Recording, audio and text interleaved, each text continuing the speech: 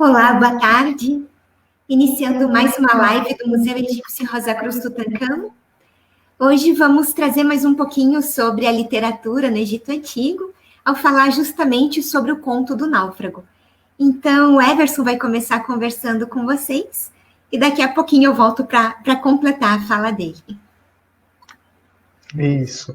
Bom, boa tarde a todos, né? Então vamos começar falando hoje, né? Então sobre uma outra obra literária, né? Então que são as Aventuras de um Náufrago, né? E esse texto, né? Ele permite que nós observemos os mesmos contextos e conceitos, né? Então pelos quais nós já passamos, né? E pelos quais já falamos sobre os ensinamentos, então, de Ptah-hotep, né? Deixa eu só colocar aqui a minha tela, então para vocês verem. Ok. Eita. Aí, desculpe. Bom, com relação, então, a este texto, né? Então, o que nós podemos então observar sobre o contexto, sobre como esse texto acabou sendo produzido, né? Nós temos que primeiramente lembrar, né? Então, que após a queda do Reino Antigo, né? Houve uma proeminência para o desenvolvimento da língua egípcia escrita, né? Então, e essa proeminência ela permitiu que a língua ela passasse então da fase do egípcio antigo, né? Então, que vocês podem ver aqui, para o egípcio médio ou egípcio clássico, né? E esse egípcio clássico, ele acabou sendo utilizado a partir do primeiro período intermediário, né? E foi sendo utilizado, então, até a primeira metade do Reino Novo, que é a 18ª, o final da 18ª dinastia, quando houve a Revolução Amaniã, né? E com isso, né, então com o egípcio médio, houve uma certa normatização da língua, né, então escrita no Egito Antigo, né? Além dessa normatização linguística, houve também uma normatização gráfica, né? Então os hieróglifos eles passaram a ser também padronizados, né? Então tanto na sua forma de uso, na sua forma prática, quanto também na sua forma plástica, né? Então na sua forma como ele era desenhado. Né? E também outro conceito, né, então, desta mesma língua é que ela coincidia com a língua egípcia falada, né? Então, enquanto o egípcio antigo ele não coincidia com essa língua falada, né, o egípcio médio passa a coincidir, né, então, com a língua da época, a língua vernácula. Né? O que proporcionou, então, né, uma diminuição na quantidade de hieróglifos. Né? Então, se no egípcio antigo havia mais ou menos cerca de 1000 símbolos, né, já no egípcio médio ou clássico, nós vamos ter cerca de 750 símbolos. Né? Então, por conta dessa padronização, então, os egípcios conseguiram, vamos dizer assim, dar uma enxugada, né, então, nessa grande quantidade de hieróglifos. Né? Bom, essa forma escrita, então, ela é chamada justamente de egípcio médio, por conta da sua classificação, e também é chamada de egípcio clássico, né, porque ela também é chamada de língua dos escribas e de seus textos, né, e por isso acaba tendo este nome, então, de clássica, né. E porque, justamente porque a língua que ela acabava sendo usada para produzir os diversos textos literários, né, então, no Egito Antigo. Né? E é claro, não devemos nos esquecer que essa mesma língua, o egípcio médio, né, ele era utilizado tanto para hieróglifos quanto para hierático. Lembrando que a escrita hierática é equivalente à escrita hieroglífica, né? Então, ou seja, os mesmos símbolos, né, podem ser também localizados na escrita hieroglífica, e isso facilita também o trabalho do pesquisador na hora de traduzir um texto que está em hierático. Né? Bom, um outro ponto também que nós temos que lembrar, né, são as categorias, né, então, de textos que eram produzidos nessa fase, então, da língua egípcia, com o egípcio médio, né, o egípcio clássico. O que acontece é que esses textos literários, eles são, nós podemos chamar de uma grande categoria autorreferencial, né, então, ou seja, eles são a sua própria razão de ser, isso eu já havia falado em outras lives com vocês, né, eles trazem, então, a expressão do seu próprio autor, colocam também o indivíduo no centro do discurso, né? Essa literatura também respondia aos medos, aos anseios, né? Então, aos sentimentos, experiências, né? Então, que a sociedade egípcia tinha, né? E que acabava colocando sobre os indivíduos que constituíam ela. Então, era uma maneira de fazer com que as pessoas procurassem o próprio comportamento, moldassem seu comportamento a partir dessa literatura, né? E é claro, bom, só falando ali da literatura referencial, ela já é a literatura que encontramos nos textos religiosos, né? Então, por isso que nós não trabalhamos com ela nessa live.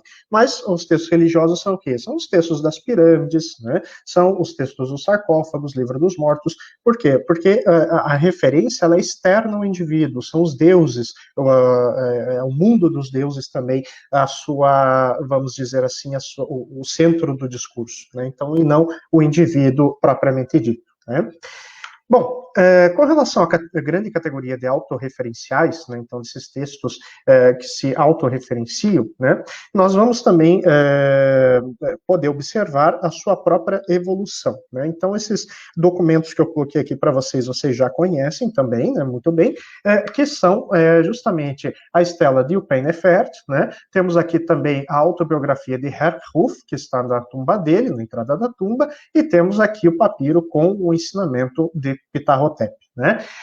Com relação, então, a esses três documentos, né, o que eu quero mostrar para vocês é justamente essa evolução, né, que existiu do egípcio antigo para o egípcio médio, que nós íamos falando, né? Então, no egípcio antigo, nós vamos encontrar também para um texto que vai ser o embrião da literatura egípcia, que são as autobiografias, né, justamente essa ideia, né, então, de que temos não uma narrativa, mas é um texto muito curto e muito direto, né, mas que vai originar a escrita, aliás, a literatura para o egípcio antigo, né. Então, nessas autobiografias, vamos lembrar quais são os elementos. Nós vamos ter o nome da pessoa, nós vamos ter os cargos que ela possuía, algo de importante que ela fez e as oferendas, né.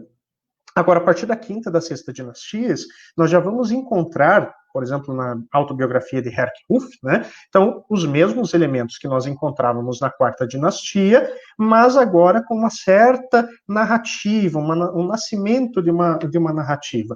Herkhuf, vamos lembrar que fez aquela viagem, né? E aonde ele traz, então, uma personagem que era um pigmeu, né? Então, de outro país, e que o faraó queria, né? Então, receber esta pessoa na sua corte, né? E aí, nós vamos encontrar também, já no primeiro período intermediário, já no Reino Médio também, né, justamente os textos, né, então, de literatura propriamente ditos, que surgem, como sendo o conto de Senherret, como sendo aí os ensinamentos como de Ptah-Hotep, de Cajamend, né, então, que nós já falamos também em outras lives. Então, é assim que se dá esse nascimento da literatura. Ela não é da noite para o dia, ela começa lá no Reino Antigo ainda, no embrião, que são as autobiografias, vai se desenvolvendo e quando chega no primeiro período intermediário, que é um período cheio de problemas dentro do Egito, problemas sociais, econômicos, né, essa literatura, ela acaba sendo, vamos dizer assim, ela se desenvolve, né, e por quê? Justamente porque era uma maneira de tanto se colocar uma certa cobrança em cima daquela sociedade que estava desestruturada, né, e também aí trazendo formas ideais, né, então, para se poder viver, para se poder comportar, né. Então, é por isso que nós temos esse desenvolvimento de uma literatura dentro desse período, né, que culmina, então, no surgimento da literatura aí no Reino Médio, tá? Bom, com relação, então, a essa grande categoria literária que eu estava falando para vocês, né, nós vamos encontrar, então, dentro dos textos autorreferenciais, uma possível divisão, né? Então, e essa divisão, né, é claro que ela não abarca toda a gama de textos escritos que os egípcios produziram, né, mas aquilo que é propriamente dito como literatura, né? Então, primeiro, nós vamos encontrar uma literatura fantástica, vamos encontrar uma literatura aventuresca, uma dramática, uma crítica, uma gnômica, uma lírica, né? E essas literaturas, elas são todas, na verdade, são agrupamentos de textos que têm, de uma certa forma, elementos próprios, né? E que, por isso, podem ser agrupados, né, então, desta forma. Tá? Bom, então, com relação, por exemplo, às Aventuras de um Náufrago, que é o que nós temos hoje, trata-se de uma literatura fantástica, né? E, é claro, os ensinamentos de Ptah Hotep que nós vimos, né, então, na outra live, é uma literatura gnômica, né? Então, por que gnômica? Porque é um texto de ensinamento, um texto sapiencial, é um texto, então, que ele vai trabalhar justamente com o reconhecimento, a observação, a interferência, a atuação e essa modelagem da personalidade, então, de indivíduos diferentes, né? Enquanto que as Aventuras de um Náufrago, né, vai ter de diferença, ela terá uma quebra de realidade, né? Então, ou seja, essa quebra de realidade, ela propiciará um evento, e dentro desse evento tem uma manifestação de poderes no indivíduo, né? Então, ela acaba se alterando, né? Então, vamos dizer assim, alterando o funcionamento das coisas, daquilo que seria tido como a própria realidade do egípcio antigo, né? É claro que esses textos, né, então, de literatura fantástica, nós poderíamos dizer, são textos de folclore? Na verdade, não, né? E por que não? Justamente porque são textos que eles eram reproduzidos dentro da esfera dos escribas. Se eles eram produzidos, ou se eles eram, ao menos, passados oralmente dentro digamos assim, da esfera da população que não sabia ler ou escrever, portanto, da população mais simples, isso nós não sabemos, né? Mas que esses textos, eles eram reproduzidos dentro dessa esfera, que é uma esfera nobiliárquica, que é uma esfera que está dentro da sociedade mais próxima do faraó, ou seja, está dentro da corte real, né? Isso faz com que ele não seja realmente um folclore, mas seja uma literatura fantástica, né? Bom, em termos de escrita, as Aventuras de um Náufrago são um tipo de texto que ele é mais simples do que outros, como, por exemplo, o Conto de Senherret, né? Mas ele tem uma certa diferença também quanto à própria linguagem que encontramos em cartas privadas, né? Então, ou seja, tem uma certa, tem um certo respeito também à norma daquilo que seria culto, né? Então, dentro do Egito, né? Também vamos encontrar na narrativa das Aventuras de um Náufrago uma certa repetição, um recurso de repetição, né? Onde, por exemplo, um elemento bastante interessante é que a estrutura do texto, ele começa num cenário onde você vai ter uma personagem, que é justamente a personagem principal, e aí você vai ter um personagem secundário que interage com esse personagem principal, né? E o que acontece é que o personagem principal acaba contando uma história onde os dois são transportados para dentro dessa subhistória, né, então dentro do conto principal, e depois, no final, retornam ao mundo real, né? Então essa é a característica principal aí dessa literatura fantástica, né, então, que é justamente a aventura de um náufrago, né? E o que acontece, então, é que essa literatura fantástica, ela, ao invés de se enquadrar no folclore, ele se enquadraria muito mais, então, num conto de fadas, né? Por quê? Porque ele ativa a imaginação, né? Traz eventos milagrosos também, né? E faz, então, o ser humano imaginar um encontro com um elemento sobrenatural, que depois a Vivian vai mostrar para a gente trechos, né, então, deste texto, e nós vamos entender que elemento sobrenatural seria esse, né? Bom, então, para o egípcio antigo, o conto ele era fantástico a partir, então, do momento que acabava usando certos modos, né, então, dessa literatura, né, e contava, então, com a criação de uma personagem E essa personagem, ela tinha ações, ela tinha aborrecimentos, ela tinha alegrias, né? E tudo isso acabava entretendo o seu público, né? E mostrava também um certo senso, né? Então, de mundo cheio de metáforas, de alegorias, né? Então, onde o ouvinte ele fica com uma incerteza sobre a realidade, né? Então, é por isso que daí se acaba colocando como se fosse um grande conto de fadas, né? E não como realmente um folclore, né? Agora, quanto à finalidade desse texto, né, ele poderia ser justamente uma forma de propaganda, né, uma propaganda, mas não a favor do rei, mas contra o rei, né, por quê? Vamos lembrar que esse texto, ele também acaba sendo feito, assim como outros, durante a 12ª dinastia, né? E é um período realmente que o Egito ele tem o seu poder, né? Então o auge do seu poder, né, durante o período do Reino Médio, né?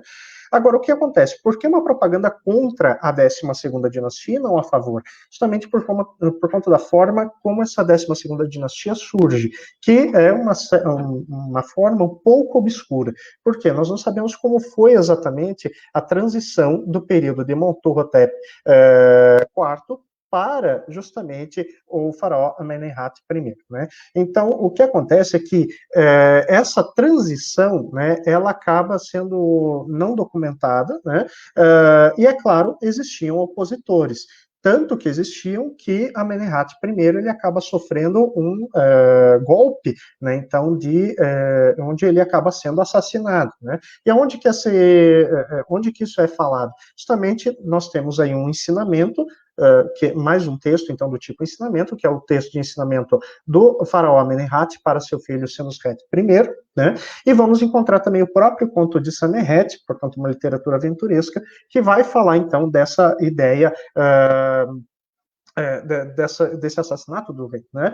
Portanto, por isso que esse texto, As Aventuras de um Náufrago, pode ter aí uma certa forma de ser uma propaganda contra o rei, né? Agora, onde que isso se encaixaria, né? Então, nessa propaganda contra o rei da 12ª dinastia? Justamente porque no final do texto se fala que o rei não poderia oferecer clemência, né? Então, né, que não, a pessoa não pode esperar clemência do próprio governante, né? Uma coisa que é o contrário daquilo que aparece no conto de Sanherret. No conto de Sanherret, Sanherret, que é a personagem principal, que foge do Egito, que passa, vamos dizer assim, por várias aventuras, ele enfrenta guerras, né? Então, batalhas, ele cria uma vida para ele fora do Egito, justamente porque ele fica com medo por conta desse assassinato do rei Amenemhat I, né? Então ele foge do Egito, e quando ele vai para a terra de Yaá, né, então o Retenu, que é justamente ali a região da Palestina, ele acaba vivendo naquela região, e ele monta uma família, ele vive ali até a velhice, né? E é quando, então, ele acaba recebendo uma carta do faraó Senusret I, pedindo para que ele voltasse, né? Ou seja, ele recebeu a clemência do rei, né? Quando ele chega também, o rei é clemente, né? Ele oferece, então, moradia, ele oferece roupas, ele oferece comida, e a presença do Sanherret de volta na corte egípcia, né? Então, o que nós vemos aí é uma ideia, né, então, de texto que mostra que o rei é clemente, né? Agora, diferente da literatura fantástica de Aventuras de um Náufrago, onde se fala no final que não se pode esperar a clemência, então, do faraó, né? Então, por isso que nós temos aí essa ideia de que ele seria uma propaganda contra o rei e não a favor dele, né? Bom, com relação então aqui a alguns textos que eu coloquei para vocês, né, então são textos que fazem parte então dessa divisão, né, então da literatura, tá? Aventuras de um Náufrago fazendo parte dessa literatura fantástica que nós estamos conversando com vocês hoje. O Conto de Sanherret, que é uma literatura aventuresca, como vocês puderam ver, né, então por conta de todas essas viagens e peripécias que o Sanherret passa, se enquadra então nessa literatura aventuresca. A cura de Horus, que vocês também já conhecem, né? Então, nós trabalhamos esse texto quando nós falamos de Serket e de Neit, né? Então, quando Horus ele é picado por um animal peçonhento, e Isis, desesperada, recebe a ajuda de Serket, a deusa com o escorpião na cabeça, para entender o que ela deveria fazer para poder curar o Horus. Vamos lembrar, então, que Serket fala para Isis, né? Para que ela peça para Ra, então para a barca e ajuda então o próprio Deus Horus a se recuperar, então, do veneno do animal peçonhento. Né? Uma literatura crítica, como, por exemplo, as profecias de Neferti. As profecias de Neferti, elas também estão relacionadas com Amenemhat I. Né? Então, onde as profecias de Neferti, ela vai justamente falar, é crítica por quê? Né? Porque ela fala do estado como estava a sociedade egípcia do momento, né? Primeiro período intermediário, como eu disse, é um período cheio de problemas, e aonde então o Neferti ele acaba fazendo uma profecia em que um rei vindo do sul, chamado Ameni, no caso Amenemhat I, acabaria vindo para reorganizar as coisas e reunificar os dois países. Quais são os dois países? Alto e Baixo Egito. Né? E, portanto, as profecias de Neferti falam, né, então, dessa reunificação do Egito e de uma retomada de Maat, a ordem, justiça e verdade, dentro também do país do Nilo. Né? A gnômica também, que eu falei para vocês, né, com os ensinamentos de Ptah-Hotep, nós fizemos uma live sobre ela, né, então, lembrar um texto sapiencial, uns textos de sabedoria, e a literatura lírica, né, então, por exemplo, poemas, cantos, né, então, ou hinos, né, então, que os egípcios também acabaram registrando. Tá? Então, são alguns desses textos que se encaixam, então, dentro dessa ampla gama de formas literárias autorreferenciais que encontramos no Egito. Mas lembre-se, isso aqui não abarca toda a quantidade de textos que os egípcios produziram ao longo dos seus 5.400 anos. Tá? Então, existem outros tipos de texto, outras formas, né? Muitos, infelizmente, não chegaram até nós, como, por exemplo, textos astronômicos. Tá? Bom, com relação, então, ao nosso papiro de hoje, das aventuras de um náufrago, né, ele foi gravado num único papiro, não existem outras cópias, tá? E este papiro, ele já foi chamado de papiro Leningrado 1115, tá? Por quê? Porque ele estava dentro da cidade, na sua data de localização, né, quando ele foi achado, ele foi nomeado, na verdade, como papiro São Petersburgo, né, por conta da cidade onde ele estava. Tá? E, é claro, devido à Revolução Russa, troca do nome da cidade de São Petersburgo para Leningrado, né, devido ao líder, né, então, da Revolução Russa, então nós vamos ter aí esse papiro sendo chamado de papiro Leningrado. Hoje esse papiro é chamado de papiro Hermitage 1115. Por quê? Porque ele está hoje no Museu Hermitage. Né? Então, ele acabou recebendo o nome da própria instituição, do próprio museu onde ele está hoje. Tá? Esse papiro ele também foi encontrado por Vladimir Golenishev. Tá? Aqui eu mostro para vocês a imagem do museu onde ele foi encontrado. Né? Então, esse é o museu, o atual Museu Hermitage, né? Esse museu, né, quando ele, na verdade, esse prédio que vocês estão vendo, ele já foi o Palácio de Inverno, né, então, do imperador na época de Alexandre III, né, então, do imperador russo, tá? E hoje, claro, é um museu, tá? Agora, com relação, então, a esse papiro, ele não está mais no Museu Hermitage, ele está hoje na Biblioteca Nacional Russa, por onde ele acabou sendo transferido e onde ele está guardado, preservado também até os dias de hoje, tá? Bom, sobre o Vladimir Golenishev, que eu estava falando para vocês, né? Ele foi o primeiro egiptólogo russo, né? Então ele também organizou e acabou liderando então uma equipe de escavação que foi para o Wadi Hammamat e também para Maskuta, né? Então são duas regiões do Egito que são bastante importantes para a realização de escavações, né? E ele foi durante a década de 1880, né? E ele acabou criando realmente uma vida no Egito, né? Então, claro que ele nesse primeiro momento, com as escavações, ele acaba levando cerca de 6.000 artefatos egípcios para a Rússia, né? E entre eles vamos encontrar um papiro matemático, vamos encontrar também outro texto de literatura aventuresca, que são as Tribulações de Unamon, né? E vamos encontrar também objetos funerários, como, por exemplo, retratos, né? Então, provenientes da região do Fayum. Agora, o Golenishev, ele, em 1909, acabou vendendo sua coleção de artefatos, ele também tinha uma particular, e ele acabou vendendo, então, esses artefatos para o Museu de Belas Artes de Moscou, né? E, a partir disso, ele acabou se mudando para o Egito, né? E ele permanece, então, nesse país, a partir de então, nunca mais retornou à Rússia, né? Então, veio a Revolução de 1917, ele permaneceu realmente no Egito, foi professor de egiptologia na Universidade do Cairo, e inclusive trabalhou dentro do Museu do Cairo, registrando, catalogando os papiros que estavam com escrita hierática, né? Sem contar também que ele fez a publicação de vários desses papiros, né? Agora, sobre as origens do nosso papiro de hoje, né, então descoberto por Golenishev, nós não sabemos exatamente de onde que ele surgiu. Golenishev realmente encontrou esse papiro dentro do museu, né? Agora, da onde que esse papiro veio, ou quem levou ele para o museu Hermitage, realmente não se sabe, não existe esse registro, né? O fato é que esse papiro, né, ele data da 12ª dinastia, né, tanto a constituição do papiro, a parte física, o papel, né, a parte escrita também, quanto também o texto, né? Então a própria composição, ela data também da 12ª dinastia, né? Ele está em perfeito estado de conservação e é possível ver as 189 linhas em escrita hierática deste papiro, né?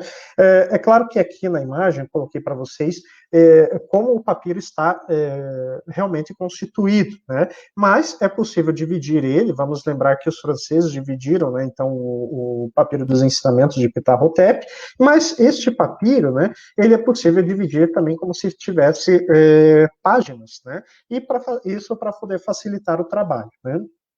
Então, nós vamos observar que as páginas, né, as primeiras páginas da 1 a 9, elas estão gravadas com colunas, né? Então aqui nós vemos algumas dessas colunas na página inicial, né, passando para as outras páginas, vocês vão ver então todas elas gravadas em formato de coluna, né? Agora, a partir da página 10 até a página 15, nós vamos encontrar então linhas, né, e não colunas. Somente a última página é que nós vamos encontrar finalmente com colunas novamente, tá? Então, o escriba que fez este papiro, ele acabou produzindo ele desta maneira, desta forma que vocês estão vendo, e, portanto, nós temos o conto completo, né, então, na verdade, das aventuras, então, de um náufrago, tá? Bom, conhecida então a nossa fonte, né? Quem vai contar para a gente o significado dela vai ser a Vivian, tá? Então só vou compartilhar agora a imagem dela, tá? E a sua apresentação também, e nos vemos daqui a pouco, tá bom? Até mais. Boa tarde novamente. Então, como o Everson comentou, a gente vai conversar um pouquinho então sobre o conteúdo, né? Como o Everson falou das aventuras do náufrago, o conto do náufrago, ou a Ilha da Serpente. Por que estamos falando de mais de um título, né, para uma mesma história? Justamente porque os egípcios não davam títulos para muitos dos seus textos. Daí essas três formas é como hoje, ou seja, como na contemporaneidade nós podemos conhecer, então, este conto, essa história. Eu vou fazer, resumidamente, qual que é a ideia neste momento, e depois eu vou convidar vocês a gente examinar mais de perto algumas das partes em relação ao conto. O Everson comentou com vocês que, a princípio, ela é uma história bastante simples. Sim, por quê? Porque, na verdade, a nossa história ela começa com o nosso personagem principal, que é chamado no conto de companheiro excelente, né, que vai ser justamente o nosso náufrago, numa embarcação, junto de um capitão, aonde esse capitão está retornando ao Egito, possivelmente, né, da região sul, possivelmente vindo da Núbia, né, e chegando ao Egito, e, na verdade, descontente, porque a sua expedição não deu certo. E, na verdade, é o que a gente consegue entender, ele está com medo de ser punido pelo faraó. E aí, então, o companheiro excelente, nessa ideia de tentar, animar o capitão da embarcação, né, ele fala, eu vou te contar, então, uma história do que aconteceu comigo, para que você possa, então, ver que as coisas nem sempre podem ser tão ruins quanto parece. E aí, então, que ele vai começar a contar a sua própria história, como o Everson falou, né? Como se fosse uma história dentro de outra história. Onde ele vai dizer que ele viajava numa grande embarcação na companhia de 120 marinheiros, os 120 melhores marinheiros do Egito, que conheciam tudo sobre o processo de navegação. Porém, uma grande tempestade acabou afundando a embarcação. E ele acaba sendo o único sobrevivente desse acidente. E aí ele acaba, então, ele consegue se ancorar num pedaço de madeira e chega justamente numa ilha, né, não fazendo ideia de onde ele estava. Então ele chega nessa ilha, fica um tempo ali, e aí o que ele percebe que nessa ilha, ali tem tudo o que é necessário, né? Todas as coisas boas, tudo que é necessário para que ele possa se alimentar. E eis que, enquanto ele está nesta ilha, ele tem um grande encontro inesperado. Com quem? Com uma grande serpente. Essa serpente, então, pede para que ele conte como que ele chegou naquela ilha. Ele, a princípio, com muito medo, assustado, né, da grande serpente que está diante dele, conta a sua história.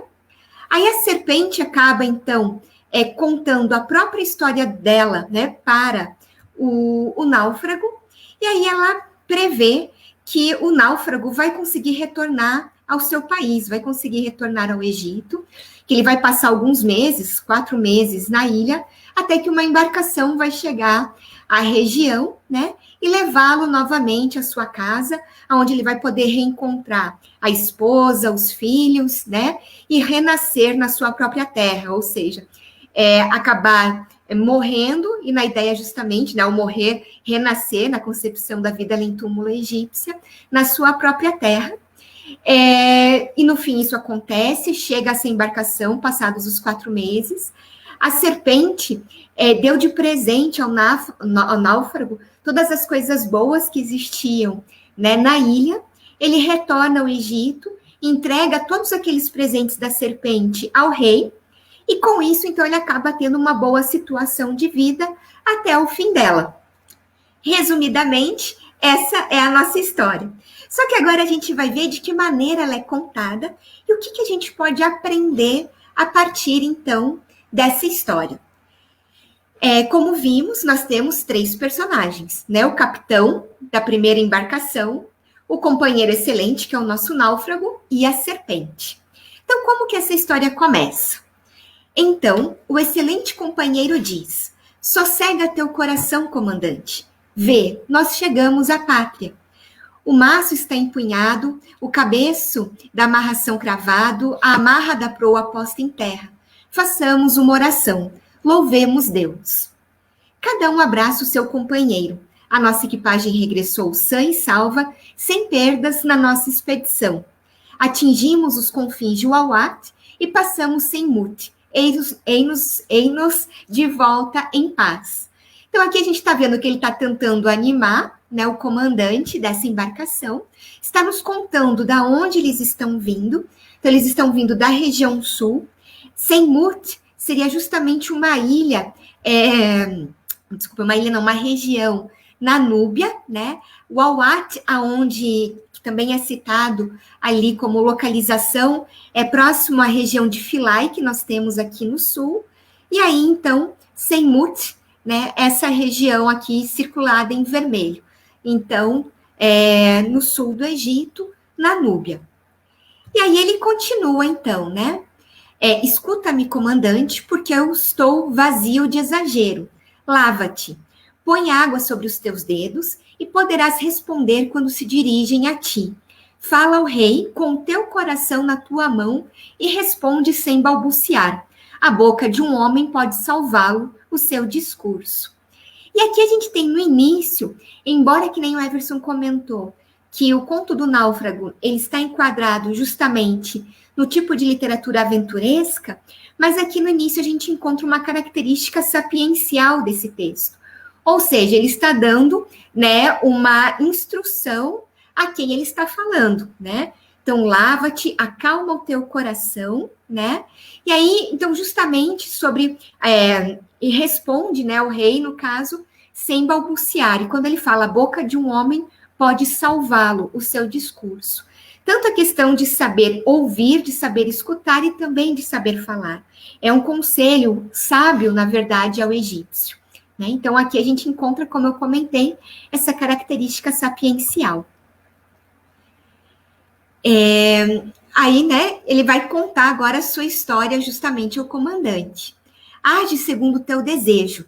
É cansativo falar contigo. E vou contar-te qualquer coisa de idêntico ao que me aconteceu, a mim próprio, quando me dirigia para a região mineira do Soberano. Eu descia em direção ao Grande Verde, num barco de 120 côvados de comprimento por 40 côvados de largura, com 120 marinheiros em ela. Então, aquilo que nós comentamos, né? Então, ele vai passar a falar de uma situação que aconteceu com ele. Então, ele está dizendo, íamos em direção ao Grande Verde. O que seria esse Grande Verde? Há uma discussão entre alguns egiptólogos por onde eles estariam navegando. Alguns acreditam que poderia ser o Mar Vermelho, outros até o Mediterrâneo, porém, uma das ideias mais aceitas é que o Grande Verde poderia justamente ser o próprio Nilo, ligado justamente ao período do quê? Do rio que transborda e traz a fertilidade, né, no momento da inundação. Então, essa seria a ideia. E ele está descendo o Grande Verde, nessa época do Reino Médio, a capital é Intitauí, e uma das regiões, né, ele vai dizer já que ele está indo para a região mineradora do rei, muitas ficavam justamente no delta e na região do Sinai. Então, tá a ideia de que ele descia o Nilo, na companhia, então, desses 120 marinheiros, numa grande embarcação. Pelo tamanho descrito pelo náufrago, seria uma embarcação especial. Por quê? Né? Ela corresponderia, então, a cerca de 63 metros de comprimento por 21 metros de largura. Vocês podem ver que no conto ele fala em côvados, né?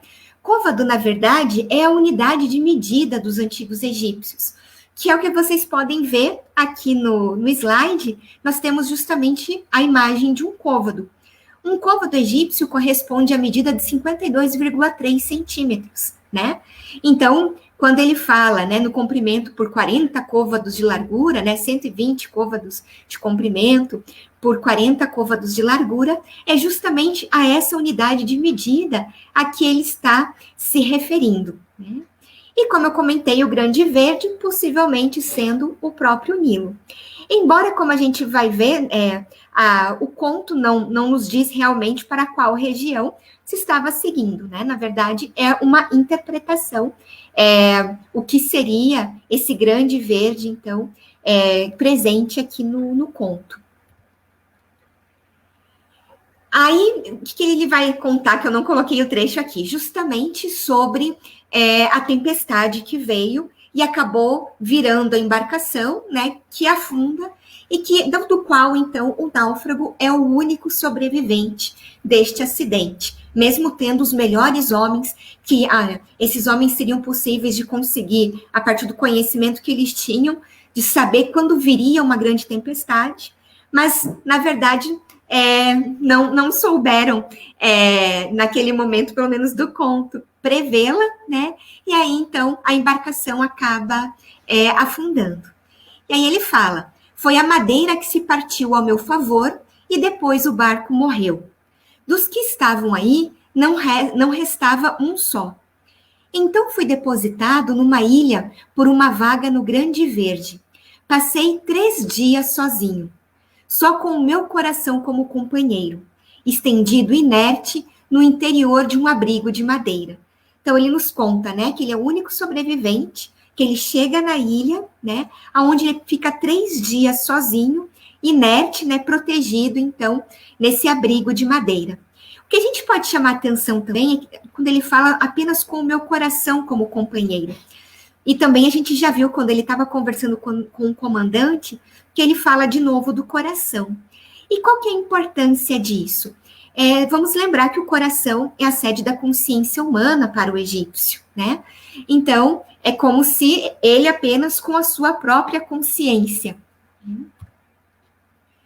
E aí, agora ele vai nos contar, depois de ter passado esses 3 dias sozinho na ilha, que ele está com muita fome, que ele vai atrás justamente de alimento. Encontrei ali figos e uvas, todo tipo de excelentes legumes. Figos de sicômoro entalhados estavam lá, assim como figos de sicômoro não entalhados, e pepinos como se eles tivessem sido feitos. Também havia lá peixes e aves. Não havia nada que não estivesse no interior dele. Então saciei-me e pus no chão o que era demasiado sobre os meus braços. Então está falando, na verdade, que é uma ilha de abundância, né?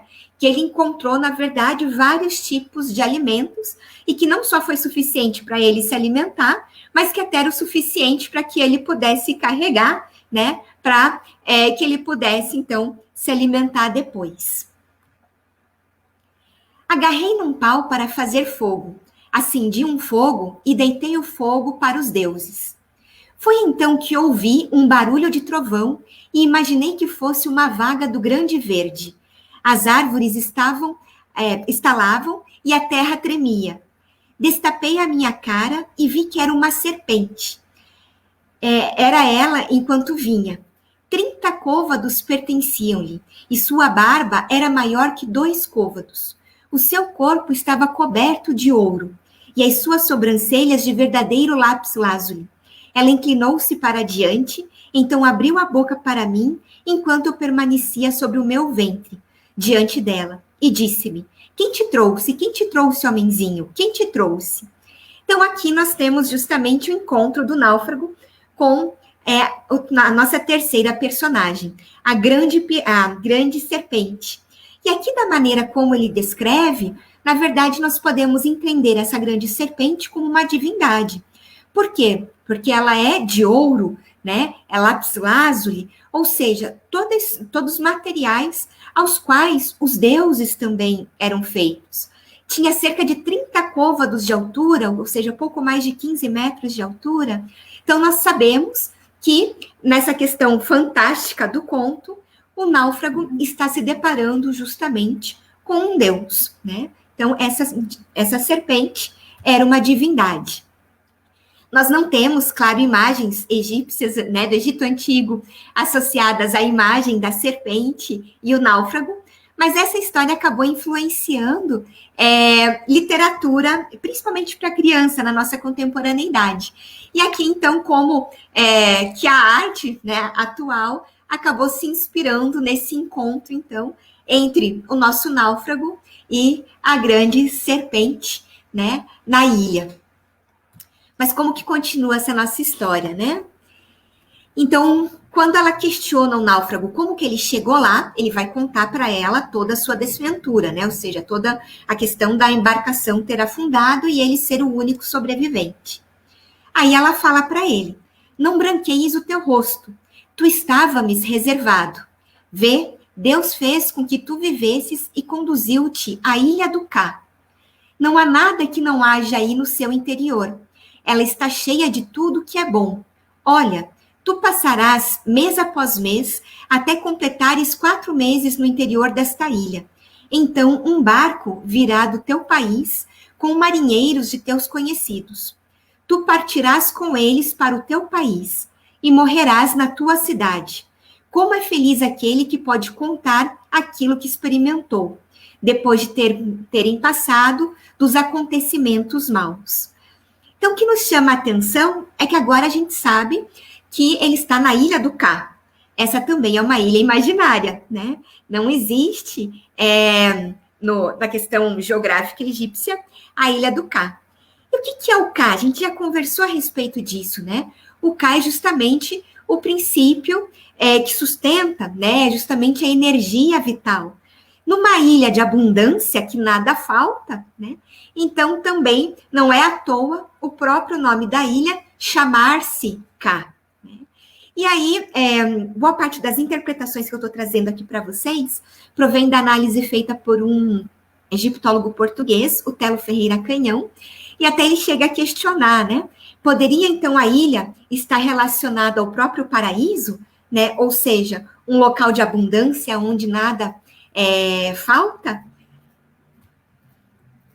E aí, então, agora chega a vez da serpente contar a sua história ao náufrago. eu vou contar-te, então, uma coisa parecida que aconteceu nesta ilha. Eu estava aqui com os meus irmãos, entre os quais havia crianças. Na totalidade, éramos 75 serpentes, juntando as minhas crianças com os meus companheiros. E não me esquecerei de te mencionar uma filita que obtive por meio de preces. Então uma estrela caiu, e estes partiram no fogo por causa da sua mão. Isto aconteceu quando eu não estava com eles. E eles arderam sem que eu estivesse entre eles. Então eu fiquei como morto por causa deles, quando os encontrei numa única pilha de cadáveres. Se és forte, controla teu coração, encherás o peito com os teus filhos. Então, agora é a serpente que conta uma história trágica que aconteceu com ela. Eram 75 serpentes, caiu uma estrela, queimou todas e apenas ela, que não estava junto deles naquele momento, acabou justamente sobrevivendo. E aí aqui que o Telo Ferreira Canhão, então, nos coloca que há conteúdos nesse texto que transcendem apenas uma mera história de um encontro de um egípcio com uma divindade. Por quê? Ele vai dizer, então, que possivelmente essa serpente, ela seja uma manifestação do deus quitônico, do deus primordial Atum-Ra. Ou seja, de acordo com a mitologia da cidade de Heliópolis, o deus demiurgo é Atum, né? O deus sol do entardecer. E aí, então, faria essa relação, porque nós temos um livro que nós vamos encontrar principalmente em tumbas faraônicas do Reino Novo, em especial a partir da tumba do faraó Sete I, que é justamente a litania de Ra, onde nós temos que nos conta sobre as 75 formas de Ra, né? No caso, as 75 formas do Deus Sol. E aí levaria também a questionar, que embora não tivesse sido escrito, mas que é possível que já se conhecesse o conteúdo dessa obra no Reino Médio, já que o Conto do Náufrago é um texto desse período, né? Mas aqui, então, esse egiptólogo começa a traçar um paralelo dessa serpente ser uma divindade, de estar associada a Atum, a essa divindade demiurga, e ainda essa referência, 75 serpentes, né? Que é o mesmo número, então, de formas assumidas pelo Deus Sol na litania de Ra. E, além disso, fala também dessa questão de uma fatalidade, ou seja, da queda da estrela, que teria colocado fim, de certa maneira, ao mundo. E aí nós temos em 2 textos funerários, tanto no texto dos sarcófagos quanto no livro dos mortos, passagens que falam, né, de uma possível catástrofe que levasse ao fim do mundo. E aqui, de novo, esse egiptólogo também fala que esse conhecimento transmitido pelo conto transcenderia a essa mera narrativa de contar um ao outro o que havia acontecido. Mas continuando, né? Então beijarás a tua mulher, verás a tua casa, e estas coisas serão o melhor de tudo. Alcançarás o país onde existias, no meio dos teus irmãos, e tu existirás de novo. Estendido sobre o meu ventre, toquei no chão diante dela. Deixa-me então dizer-te, falarei do teu poder ao soberano, farei com que ele seja informado da tua grandeza, farei com que te tragam láudano, requenu, iudenebe, canela e incenso dos templos, para agradar a cada deus. Contarei então o que aconteceu a mim, quando eu vi os teus poderes. Oraremos a Deus por ti na cidade perante os notáveis do país inteiro. Matarei para ti touros em imolação, torcerei o pescoço a aves para ti. Farei com que te tragam barcos carregados de todas as riquezas do Egito, como devemos fazer por um Deus que ama os homens, num país longínquo que os homens não conhecem. Então, ela riu de mim. Então, aqui ele está falando, né, que se realmente acontecesse isso que ela estava falando, dele retornar à sua casa, que ele faria todas as oferendas à serpente, faria o rei saber da existência dela, né, faria a imolação do touro, né, como ele comenta, das aves, ou seja, todas as oferendas dedicadas a essa divindade. Aí aqui, só para a gente pensar um pouquinho nesse vocabulário, né, Ibe seria o láudano, Requenu é um óleo sagrado, um perfume ou incenso, e o Deneb é a substância aromática de origem africana, e Kessaite seria a canela. E aí, então, a serpente ri do nosso náufrago, né? Aí, então ela riu de mim, daquilo que eu havia dito, de errado para o seu coração. Ela disse-me, então a mirra não é importante para ti? Tornaste possuidor de incenso? Na verdade, eu sou o soberano de Punt. A mirra pertence-me. Aquele requenu que tu afirmaste que me trariam é a coisa mais importante nesta ilha. Chegará, na verdade, o momento em que deixarás este lugar e jamais voltarás a ver esta ilha. Então, aqui, todos aqueles materiais importantes que ele falou que ofereceria à serpente, ela diz que tudo aquilo existe na sua ilha e que essa ilha é Punt. Punt é uma região extremamente importante para os egípcios e que, com certeza, era a origem de grande parte desses materiais que nós acabamos de comentar aqui e que eram materiais muito apreciados pelos egípcios antigos. Nós temos relatos de expedições a Punt, desde a Quinta Dinastia até o período greco-romano, porém, hoje nós não sabemos aonde realmente ficava essa região. Uma das principais expedições a Punt, de fontes que nós temos, está relatado no templo da rainha faraó Hatshepsut, em Deir el-Bahari, né? E nós sabemos, então, da importância desse território para os egípcios, dos produtos que provinham dessa região, porém, hoje nós não temos a localização exata. Então, acredita-se que ficava justamente na África Oriental, mas poderia ser na região da Somália, do Sudão, da Eritreia, no próprio sul da Núbia, né? E que foi, então, uma região que teve atividades comerciais com o Egito. Mas o fato aqui é que a própria serpente se identifica, né? Identifica a própria ilha como local de origem de todos esses produtos que eram importantes aos egípcios. E aí, passam os 4 meses, assim como a serpente profetizou, e aí chega a embarcação que vai acabar levando o náufrago novamente ao seu país. E aí chega, então, o momento da serpente e do náufrago se despedirem. Adeus, adeus, homenzinho, para a tua casa ver os teus filhos. Faz com que o meu nome seja bom na tua cidade. Eis os meus bens que eu espero de ti. Então eu pus-me sobre o meu ventre, com os meus braços estendidos diante dela, e eis que ela me deu um carregamento de mirra, requenu, yudeneb, canela, tchepes, galena, caudas de girafa, resina de terebentina, um grande pedaço de incenso, dentes de marfim, cães de caça, macacos, babuínos e todo tipo de riquezas de qualidade. Depois carreguei isto no barco. Ela chegou e eu pus-me sobre o meu ventre para lhe agradecer. Então ela disse-me, olha, chegarás ao teu país em 2 meses, abraçarás os teus filhos e rejuvenescerás no interior da tua sepultura. Então, desci até a margem para junto do barco. Né? Então, ele acaba se despedindo dela, leva para o Egito todas as coisas boas, né? E aí a única coisa que ela pede é para que realmente leve o nome dela para a cidade dele, né? E aí é onde ela diz, você realmente vai encontrar sua família e você vai rejuvenescer na sua tumba. Ou seja, você vai ter o seu enterramento apropriado, os ritos funerários após a sua morte, que vão garantir a sua vida além túmulo, né?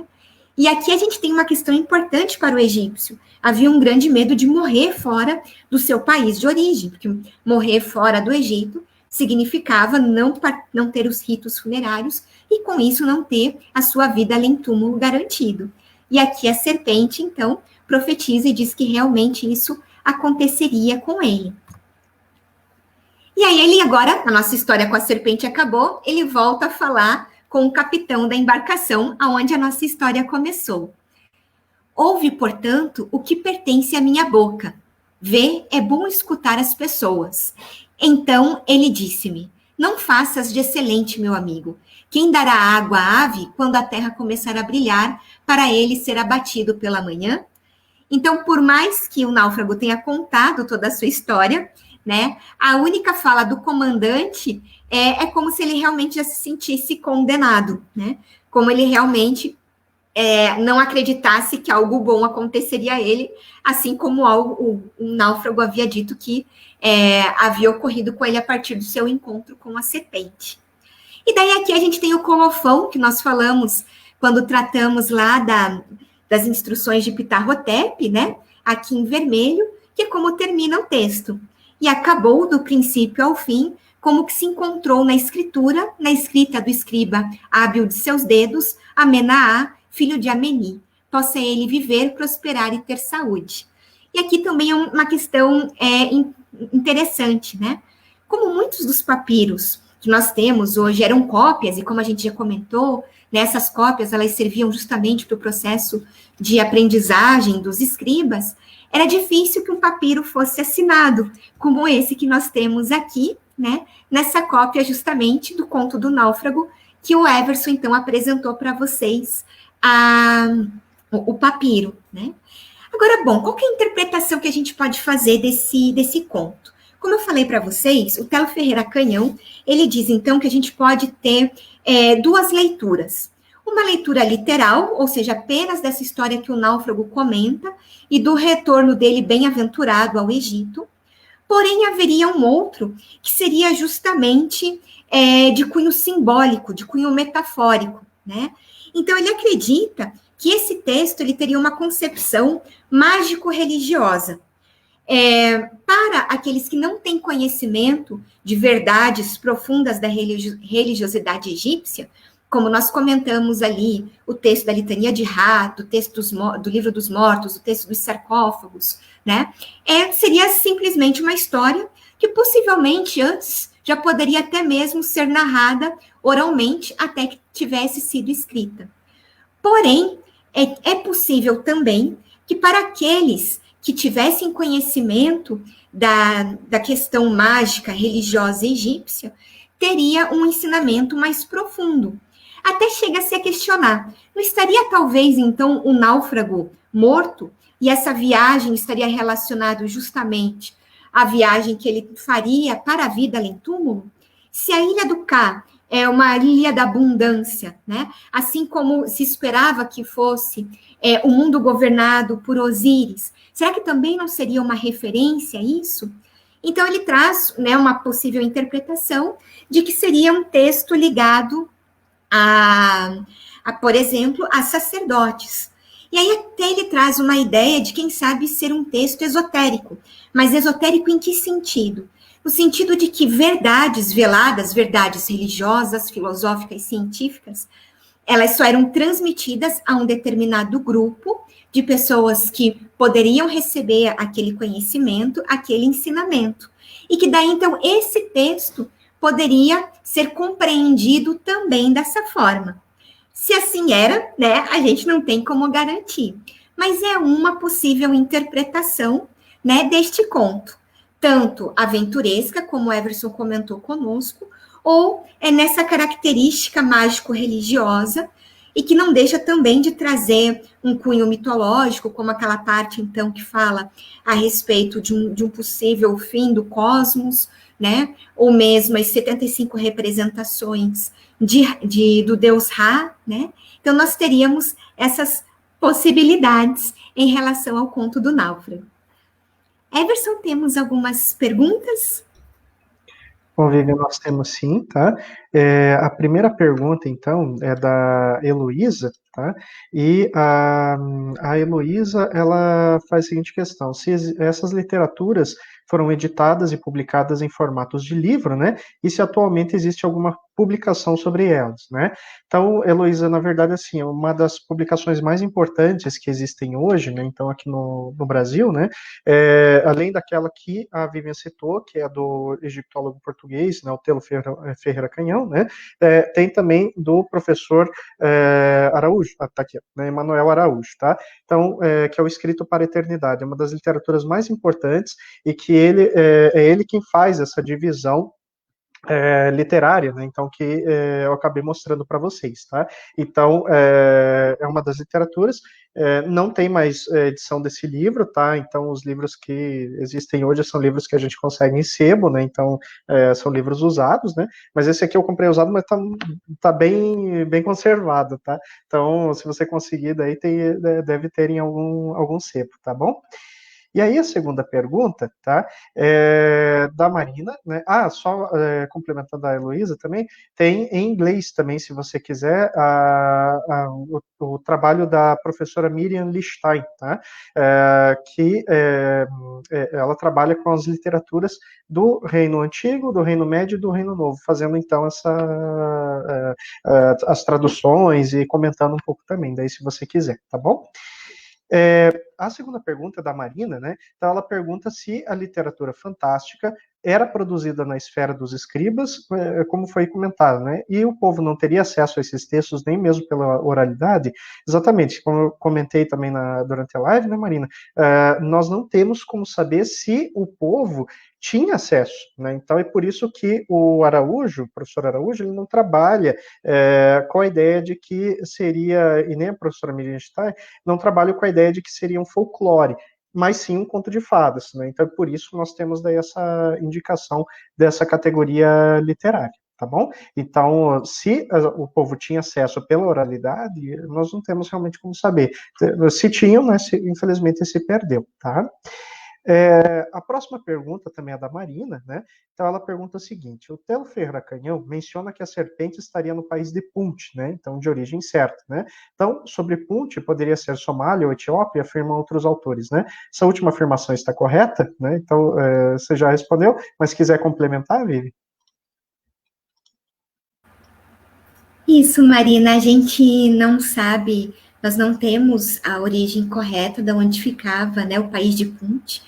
É uma região de grande importância, então, para o comércio no Egito Antigo.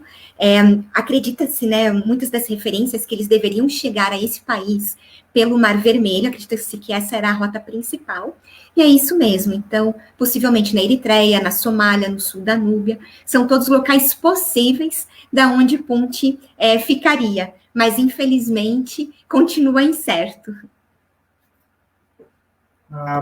A próxima pergunta também é da Marina, e ela pergunta se a evolução da escrita egípcia, né, então dos hieróglifos para a hierática, foi gradativa. Todos os escribas saberiam ler ambas, né?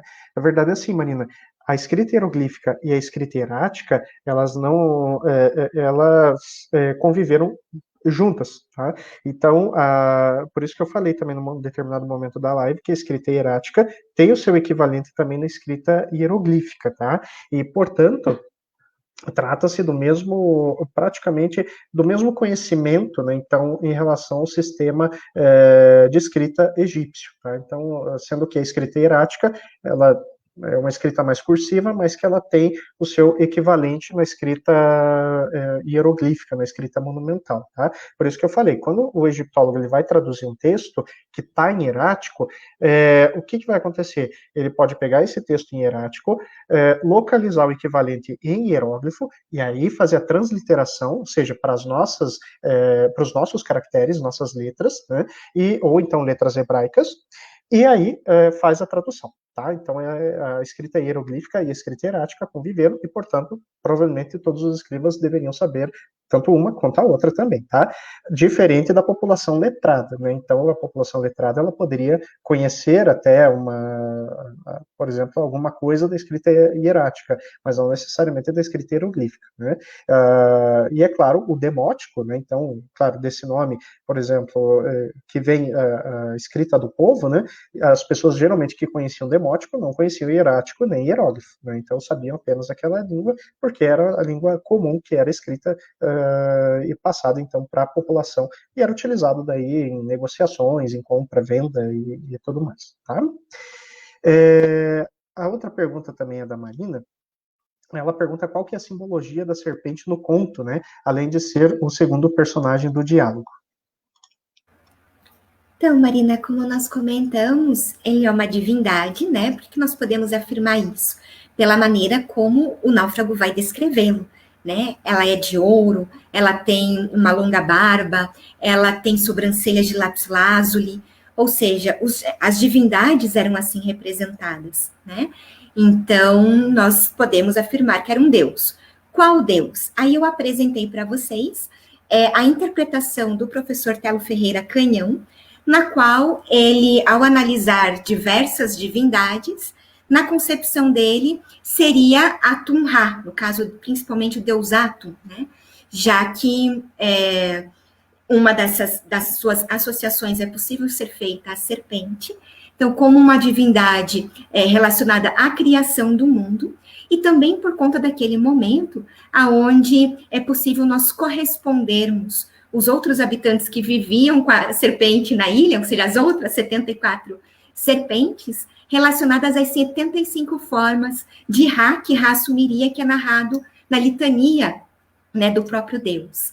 Então, essa é uma das interpretações. O conto mesmo não traz qualquer outra referência, além da forma como era, né, a própria serpente, com cerca de 30 côvados de altura, e os materiais que eu comentei com vocês.